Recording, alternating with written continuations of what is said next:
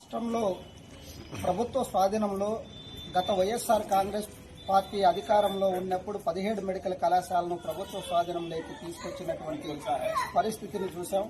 గత ప్రభుత్వం ఈ 17 మెడికల్ కళాశాలలో 50% సీట్లు అమ్ముకోవచ్చు అనేటువంటి జీవో నెంబర్ 107, 108 తీసుకొచ్చి పేద మధ్యతరగతి అణగారిన వర్గాలకు విద్య అందని ద్రాక్ష పండ్లాగా తయారు అవుతోందని గగోలు పెట్టినటువంటి చంద్రబాబు నాయుడు గారు, వాళ్ళ తనయుడు లోకేష్ బాబు గారు యువజన పాదయాత్రలో తర్వాత మిగతా ఆందోళన కార్యక్రమాలు చేసి ఆ జీవోలను రద్దు చేసి విద్యా వైద్యం అనేది ప్రభుత్వ స్వాధీనంలో నిర్వహించాలి, అప్పుడే ఏదైనా రాష్ట్రం అభివృద్ధి చెందుతుందని గగోలు పెట్టినటువంటి రాష్ట్ర ప్రభుత్వం ప్రస్తుతం అధికారంలోకి వచ్చిన తర్వాత ఈ రాష్ట్రంలో ఉన్నటువంటి 17 మెడికల్ కళాశాలను పబ్లిక్ ప్రైవేట్ పార్ట్నర్షిప్ పేరుతో PPP పేరుతో ప్రైవేటు వ్యక్తులకు దారాదత్తం చేయడానికి జీవో నెంబర్ 590, జీవో నెంబర్ 847 జీవోను తీసుకొచ్చి మొత్తం అప్పనంగా రెడ్ కార్పెట్ వేసి ప్రైవేటు వ్యక్తులకు దారాదత్తం చేస్తున్నారు. అంటే